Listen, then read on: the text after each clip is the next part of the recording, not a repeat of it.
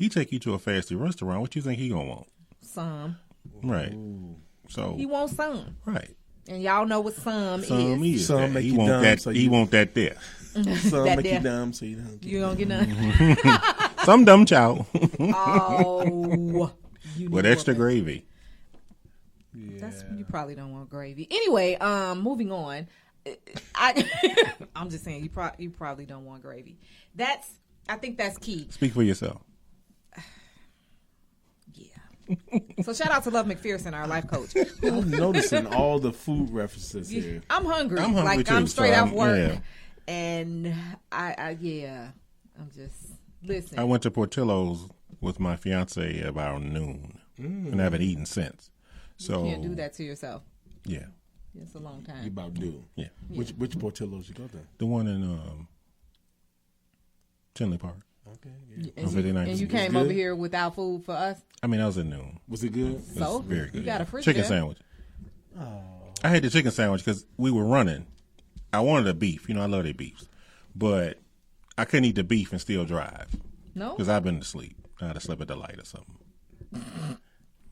But a beef, a beef, cheese, dip, whatever kind of peppers you like. Is that your 17th. favorite fast food meal?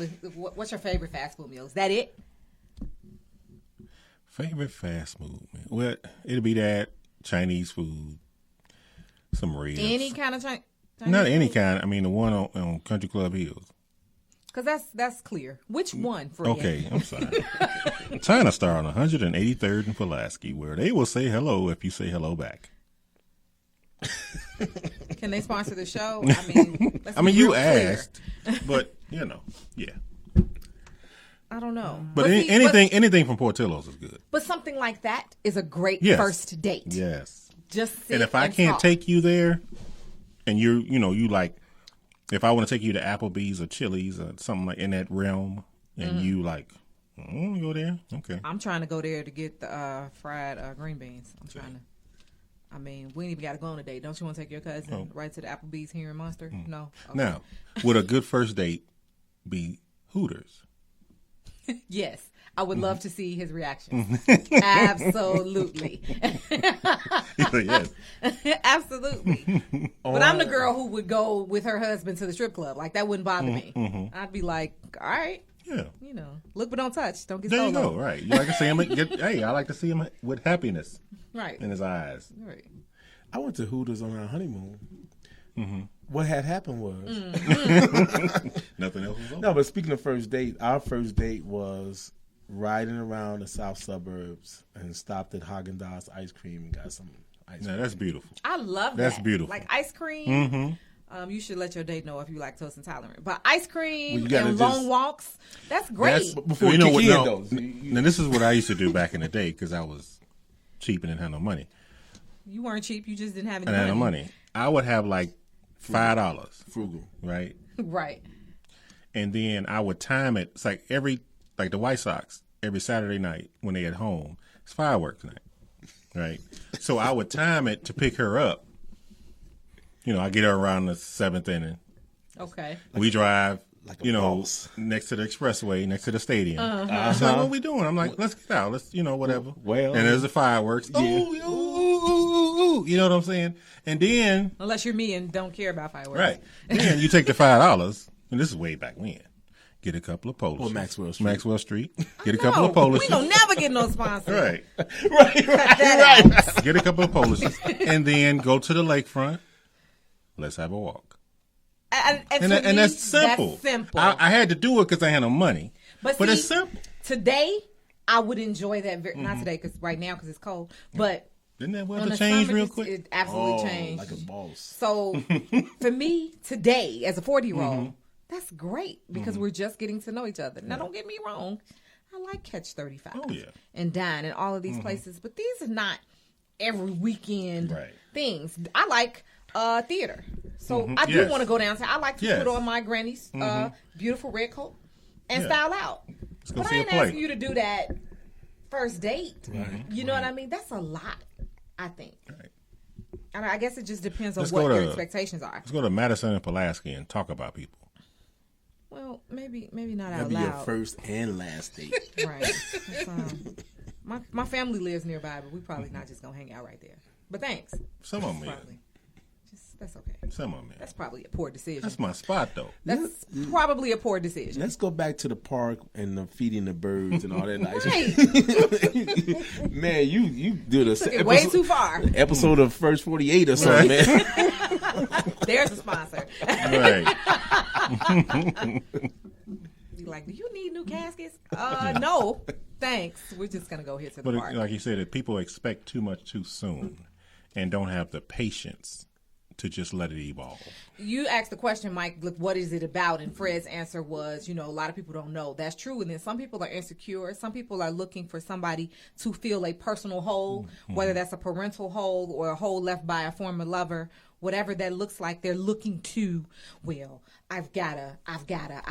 Or sometimes it's literally, well, she moved on. I got to show her that. I moved on. So you messing up somebody else's relationship because they don't know about your baggage because you ain't shared that. And then they think you're literally in love with them, and then later on you figure out this is probably a rebound thing, and I like you, but I ain't trying to do this forever. Now this person's destroyed. You know what I mean? It becomes cyclical. Shameless plug. Glorious Light. We have a ministry called Divorce Care. Next session starts April 4th on Tuesday evenings. Yay. All righty. It's a good ministry to just go through and get all the that is great. I know when I went through mine, I didn't get any kind of help. And I thought it would be, it was rough, but I thought, okay, over time you get past it. And you realize what started helping me was when I started being friends with other divorced people. And started talking about, different things. And you're like, okay, I'm not the only one going through this. Exactly. I'm going to be happy. Isolated. Right. I don't feel like I'm going to be happy again. You can be happy again. That kind of stuff. So that's a great program. Yeah, the very first lesson talks about shame. And it's no different than if you got hit by a car. You're wounded. So it's our duty to grab you and mend you, make sure you're okay. And so it's no different than divorce. I'm glad it still got Obamacare. In your pre-existing condition. Right. Excuse me. I got this bumper, kind of lodged to my butt. Right. No, but, and it's just something that happens to you. And so you don't have to wear a shame or any of that other stuff, or stigma. It's just life happened to you. And like you say, so it really becomes a cohort of people who have experienced something, and they're all kind of going through it, getting this healing together. Yeah. But of course, as individuals, well. Yeah. And I think that the first thing I had to do was to look at self. Look in the mirror and be like, okay, no matter what happened, I had a part in this. Yeah. So, yeah. It's very helpful to be able to just talk. Sometimes just venting helps, just to be able to get it. Sometimes you got it in, you don't even realize that you need to get it out. Yeah. Yeah. So I didn't feel the shame, though. Like when mine happened, I was kind of like, all right, then. Holla. Yeah. See you later. We also didn't battle. So it was like, all right, then, well, this ain't working. Okay, see you later. Peace. Right. It was very, very, very friendly separation. Friendly separation. I was just kind of like so friendly that he's still at my parents' house most weekends. That friendly. Right. Yeah, that's look at Mike's face though. He's like, all right. So anyway, that kind of just falls back on what we believe we should be doing here as being part of that village. Touching people with their health, physical and mental. Touching the literacy piece and just being out there creating leaders and sharing information. So I think what we're trying to do, and I believe other people are doing the same, is not have the church be put into a silo of just this place where you go and worship on Sundays. So we attempt to be the church instead of focusing on just having church. Absolutely. Stop putting God in a box. Packing them up and then unpacking them on Sunday, and he like, woo, Jesus. Hey, Jesus. Man, I wish you had brought me out in front of them little kids. Hello. And so that's another thing. I got mad respect for the educators, principals, and teachers, because what they deal with, most people do not know. Right. It's more than just the X's and O's and crossing T's and dotting I's. There's a lot of anger and social emotional issues, especially in the inner city. Yeah, you know, and it's generational, and at some point we got to get there and stop this, because we keep pretending it's not happening, but you know, people that are struggling are having more kids, and they're struggling and they're having kids, and it keeps going on cyclical and on. again. Yeah. That's been And the nobody's thing. getting help. Nobody. And that's it. And that goes back to that mental breakdown we always talk about. You know, if there's mental issues going on, the reason why the cycle keeps going on, you know, nobody's getting help. There's such a stigma attached to people of color and going to therapy. So that's another one of my jobs. You do everything. In job, man, in job. The Turn Center, which was the vision of Pastor Chris Harris, where we took faith leaders and we got trained on how to deal with trauma. Wow. And we literally, he partnered with a group from Israel, Natal, where he first received his vision. And these faith leaders, we just went through the training in November, and we literally are prepared to handle crises. Okay. And part of it could be because of violence, but also because of other things, job loss or abuse. And now we're even seeing that within the schools. We're going to start offering this to principals and teachers. And first, like you say, break down that stigma.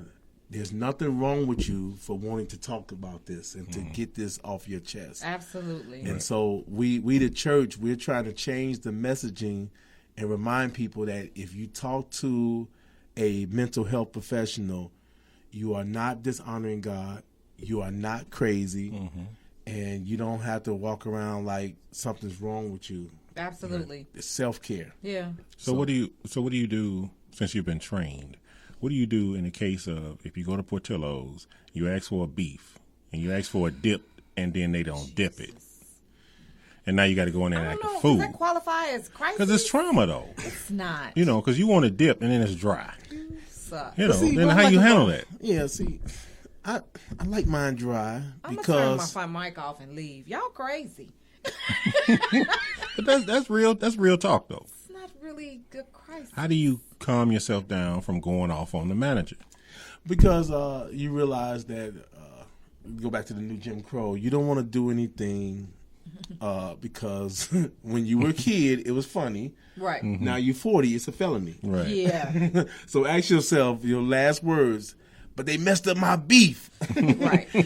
Okay, well, I'm going to let you take care of that beef over here in Tams. Right. Exactly. Repeat after me. Mr. Funny Man. I'm too gorgeous for jail. What's your question of the day? Yeah, I've got a good track record of never being arrested, and I plan to keep that intact. Yes, sir. I don't have that record. Oh, okay. Well, it's all good. Self. I Righty. mean, you didn't. But you know, you get maturity. You know. Self-disclosure. Or was that last week? No, I'm teasing. But yeah, don't go to jail over stupid stuff. But in all seriousness, therapy is necessary, and people avoid it and they hold it and they keep it to themselves. Or you hear the whole don't go outside telling our business. Your secret festers because you don't let it out in the open. It's like you covering up a wound, literally. Yeah. When you cover up a literal wound, it does not get the air it needs to heal. And so, and that's not to say you go around and be, careless in who you disclose to and how you disclose it, in an effort to hurt people.